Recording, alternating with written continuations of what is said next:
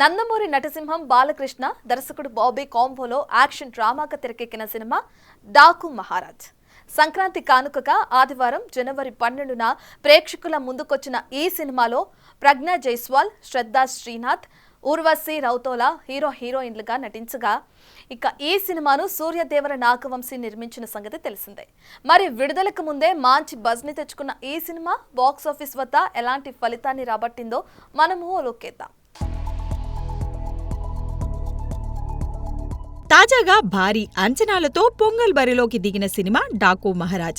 మరి అందరి అంచనాలని అందుకొని బాక్సాఫీస్ వద్ద సత్తా చాటిందా లేక డిసప్పాయింట్ చేస్తూ బొక్కపోర్లా పడిందా ఇప్పుడు చూద్దాం. మొదటగా సినిమా కథ విషయానికి వస్తే, నానాజీని మదనపల్లి హిల్ స్టేషన్ లో సంపన్న కుటుంబానికి చెందిన ఒక యువతిని రక్షించేందుకు నియమిస్తారు. మరోపక్క సీతారాం మరియు అతని భార్య మధ్యప్రదేశ్, రాజస్థాన్ ప్రాంతంలోని నీటిపారుదల ఇంజనీర్లుగా విధులు నిర్వహిస్తూ ఉంటారు. ఈ ప్రాంతంలో శక్తివంతమైన ఠాగూర్ కుటుంబం ఇక్కడ మార్బుల్ మైనింగ్ వ్యాపారాన్ని నిర్వహిస్తూ ఉంటుంది. అదే సమయంలో గ్రామస్తులు ఆ ప్రాంతంలో తీవ్రమైన నీటి కొరతతో సతమతమవుతూ ఉంటారు. అలాంటి సమయంలో సీతారాం వారికి అండగా నిలిచి ఉగ్ర మహారాజుగా మారుతాడు. దాంతో సీతారాంకి ఠాగూర్ ఫ్యామిలీకి వైరం మొదలవుతుంది. ఇక మిగతా కథేంటో ఊహించడం తెలుగు ఆడియన్స్ కి వెన్నతో పెట్టిన విద్యని వేరే చెప్పక్కర్లేదు. కథలో కొత్తదనం లేకపోవడం, ఊహించినట్లుగా సినిమా ఉండడం కాస్త సినిమాకు మైనస్ అయినా కథ మాత్రం ఆకట్టుకునేలా డిజైన్ చేశాడు దర్శకుడు బాబీ. అయితే సినిమా మొదటి 10 నిమిషాలు ఎటెళ్తుందో అర్థం కాకపోయినా వెంటనే కథ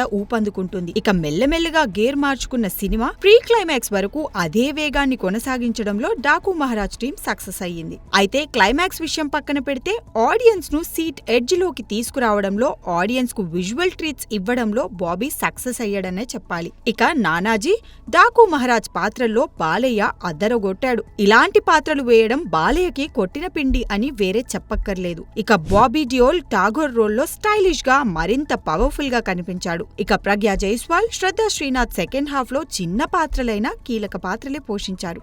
ఇక సినిమా ప్రొడక్షన్ వాల్యూస్ విషయానికి వస్తే, సితారా ఎంటర్టైన్మెంట్స్ భారీగానే ఖర్చు పెట్టింది. ఎక్కడా ఖర్చుకు వెనకాడకుండా సినిమాను నాగవంశీ రూపొందించినట్లు సినిమా చూసే ఆడియన్స్ కు క్లియర్ గా అర్థమవుతుంది. ఇక Vijay Kannan cinematography, Thaman background score audience కి మంచి సినిమాని చూసిన ఫీల్ నైతే ఇస్తాయి. బాలయ్య 2 పాత్రలు, stylish action episodes, cinema visuals, cinematography, background score ప్లస్లుగా చెప్పుకుంటే, ఎక్స్పెక్ట్ చేసే కథాకథనాలు, ఫ్లాట్ గా ఎండ్ అయ్యే క్లైమాక్స్ సినిమాలకు మైనస్ అని చెప్పుకోవచ్చు.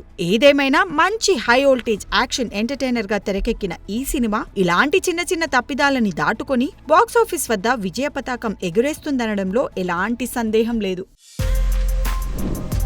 For more videos like this, subscribe Big TV channel.